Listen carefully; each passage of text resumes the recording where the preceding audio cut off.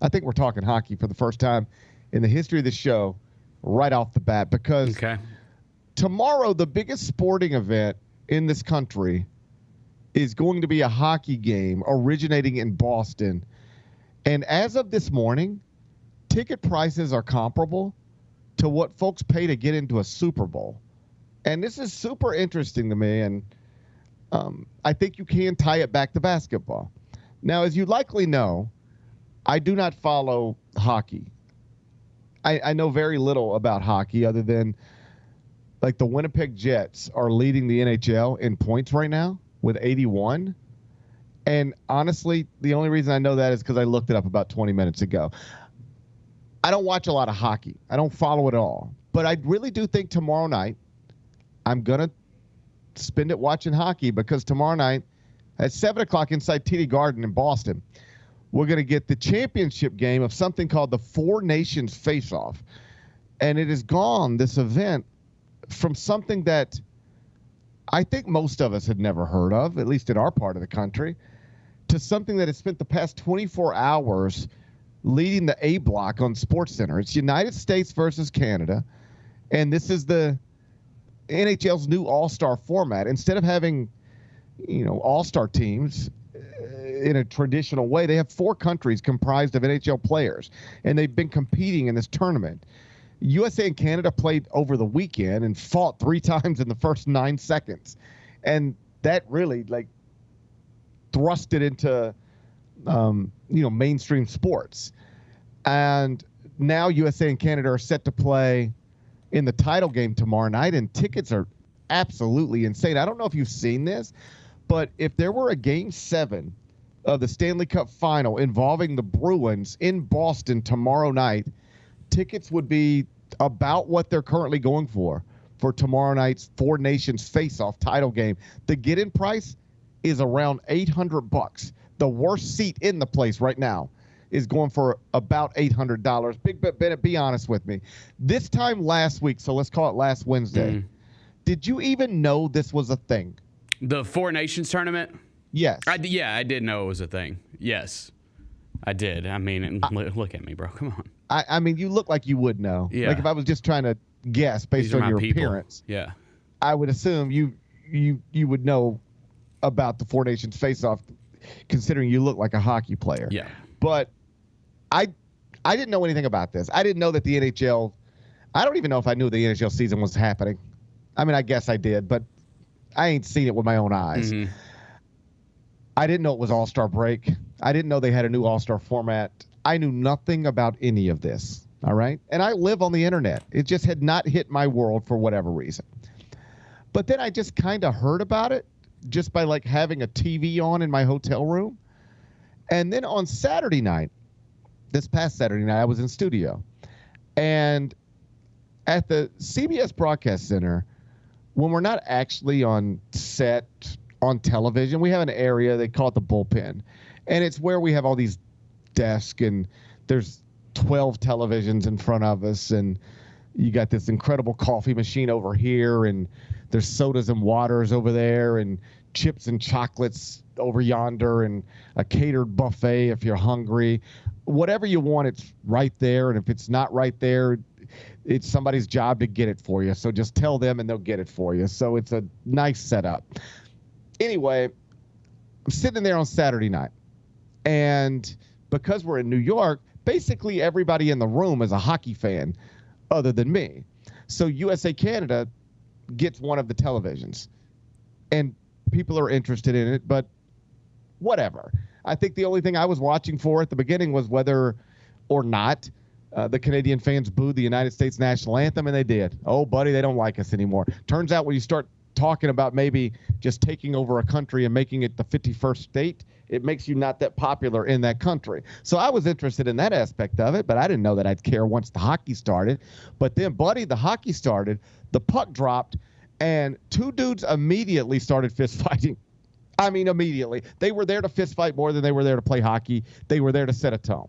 So they fought a pretty good fight, too. And, finally one fella knocks down the other fella, and that's when they step in, and they put them both in the penalty boxes, and the place is going crazy. So then we got to drop the puck again, And then two other dudes immediately start fist fighting.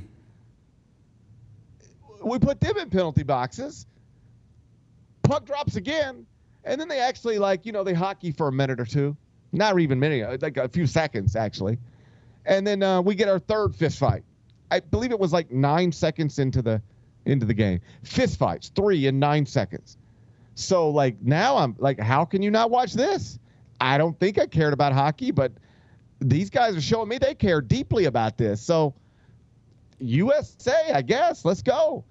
Basically, all I know about hockey, I learned from the River Kings. All right? So, I don't even really know what I'm watching when I'm watching. R.I.P. R.I.P.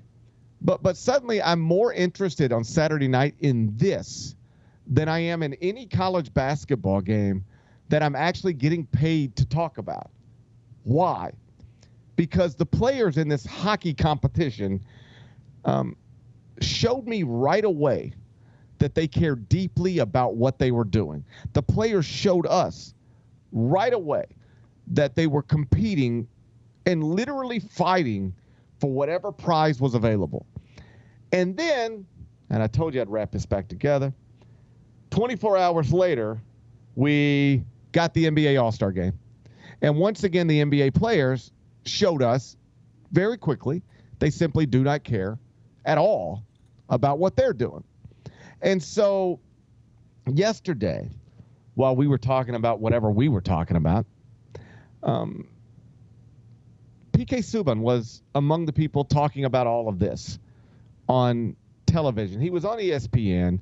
He's a former NHL player, a former Nashville Predator. And he was asked about what we're watching as it pertains to hockey, its all-star format, and was then contrasting it with what we're watching with the NBA's all-star format. And I thought he made some excellent points. So, Kyra, if you got it, bear with me for a couple of minutes because he makes some good points over a couple of minutes. But let's listen to what PK, who used to play hockey, let's listen to what he had to say. What Giannis says, he says, hey, I think what we should do is, let's say, the world take on the American players in the NBA. Kind of somewhat sort of what are you doing in the NHL? What do you think? Well, listen, hockey's a different sport from the NBA. You can't compare the cultures because of the way the game is played. You can step on an NBA floor and go through the emotions. You can't do that in hockey. You can't. Like, the culture of our sport, you have to play it with passion. You have to be willing to fight. You have to be willing to leave it on the ice. That's what fans are investing in. So for us, when we charge $1,500 for a ticket to come to Fortnite, fans know what they're getting. Cale Makar, the best defenseman in the world, wasn't in the lineup for this game. This was the most viewed game that we've had in years. And you see it, it's because it's not just based on the skill and talent. It's based on the pride, honor, playing for the guy next to you. I got a question for the NBA players. What the hell are you playing for? What are you playing for? It's not about the money. You make all the money. What, you're injured? Well, there's a difference between being hurt and injured. Are you hurt or are you injured? There's a difference. In hockey, we play hurt.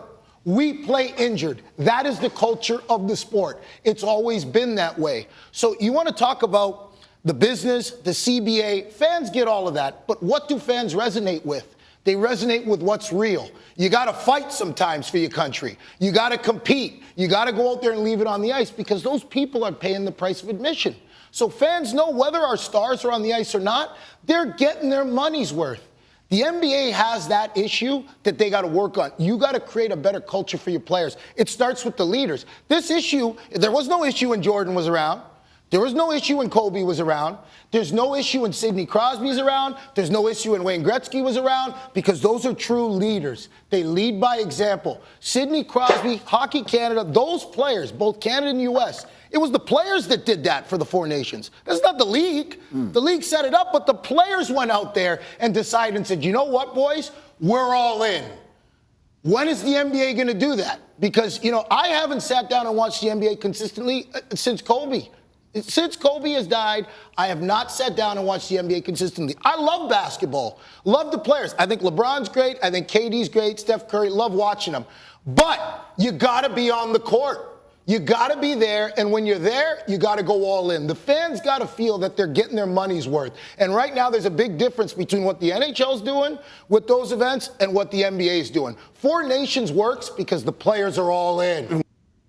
Bennett, if you're LeBron James, Kevin Durant, Steph Curry, and you're watching PK make the points he made, and it's difficult to argue against him, how does that make you feel? Does that embarrass you on any level? Well, okay, so I think he made some good points. He does lose me a little bit when he starts talking about how he doesn't really watch the NBA anymore because, like, nobody's watching the hockey in the regular season. Way more people are watching NBA regular season than hockey regular season. So you kind of lose me there a little bit. But I do, like, agree with his point that he made in the beginning about how they play hurt. I think obviously it's a little different, like, as far as they're covered in padding and whatnot. It's kind of similar to the NFL. Like, they obviously have, and it's a more physical sport. They have way more protection than NBA players. NBA players, knees are banging on a hardwood floor. So whatever. I get that point, and I agree with his point there. But yeah, I think overall he's pretty right on what he was saying. Well, that's the thing. I see some other people get caught up on, well, he acknowledges he doesn't watch the NBA, so how is he even qualified to speak on the NBA? Well, that would only ring true to me or be a valid point to me if the points he was making about the NBA seemed nonsensical. But I don't think you've got to watch the NBA to know what you're talking about, and he was right. Like, what was his opinion about the NBA that anybody had an issue with? Whether he watches it or not, he seems to have it pegged correctly. The players don't have any pride in All-Star Weekend. They don't have any pride in what they're doing. They don't care about it at all. They're not trying to compete. They don't even try to trick us anymore. They don't care at all. So regardless of whether he's watched basketball since Kobe or not, his opinions about the current state of the game are not invalid. They fall in line with basically everybody else's. So if you are an NHL player right now competing in this thing, you are being celebrated. And tomorrow night you'll feel that. I mean, that place in TD Garden is going to be electric. Again, the get-in price, like Bennett, if you wanted to just buy one ticket and sit at the top of the building, the worst seat inside FedEx Forum, to watch this thing tomorrow night, it's costing you about $800 on the secondary market. Damn. That's where like we're the at. Eras Tour, bro. It's a little bit like the Eras Tour. Yeah, it's a little bit like the Eras Tour. No, in all seriousness, in sports, it's comparable to Game 7 of a Stanley Cup final, is what I've read. And it's comparable to the Super Bowl. Obviously, a Super Bowl, you got more seats, right? Mm-hmm. Than you have in a traditional hockey or basketball arena. But this thing is working. And I think where PK landed is exactly right. It's not working because it's a brilliant format. If it was as simple as create the United States versus Canada versus Finland versus whatever format, if it was as simple as, okay, we've got it, we cracked the code, now you just got to divide a bunch of really talented people into 4 different countries and allow them to compete. If it were as simple as that, you know what the NBA would have done a long time ago? They'd have just done that. You could do it right now. You could say we're going to take the best 12 players from the United States, and that'll be Team USA. And we're going to take the best 12 players from Canada, and that'll be Team Canada. And we'll take the best 12 players from France, and that'll be Team France. And we'll take the best 12 players from, I'll let you pick the next best country, and that'll be that thing. And then we'll play it just like they're doing in hockey, and everybody will enjoy it and celebrate it the same way they're celebrating the hockey. But like PK said, the secret here is not the format. The secret here is that the players decided we're going to care. We're going to compete. We're going to quite literally fight if we need to fight. And I don't think anybody is suggesting, I hope nobody's suggesting, that LeBron James needs to punch Steph Curry in the face to prove that they care. Hockey is very different than basketball. What we watch Saturday night is not something that would ever be allowed to happen on a basketball court. I hope that goes without saying. But the contrast, this has been a bad few days for the NBA because the contrast is undeniable. And if you want to find solace in the fact that the NBA is still bigger than the NHL and the NBA regular season gets better viewership than the NHL and the NBA playoffs are going to outrate the Stanley Cup play. If you want to find some solace in that, congratulations. It's all there. It's all true. But if you're an NBA fan right now, how do you feel about the sport that you follow? How do you feel about the sport that you care about? You've got one superstar after another telling us that this thing that used to be a weekend that was celebrated doesn't matter to them anymore. And you're lucky if they even put on the uniform. Like in LeBron's case, will literally not even put on the uniform to take a picture. That's how detached they are from this thing. That's the sport you care about. They might put on the uniform. They might not. But even if they do, don't expect them to actually play and compete. Oh, don't be silly. Meantime, these NHL players have decided this is the most important thing in the world. You know, it's not a Stanley Cup. It's not an Olympics. It is something that's brand new, just created out of thin air. And the NHL players said, you know what? If they're going to call it a competition, let's compete. If we're going to play for something, let's play for something. And right now, one sport is being celebrated, not just by people who follow it, but by people who even don't. And the other sport is consistently being mocked. And that is something that the NBA should have real interest in trying to figure out. And it starts with the players. It doesn't start with the format. It starts with the players. The Gary Parrish Show, live weekdays at 10 a.m.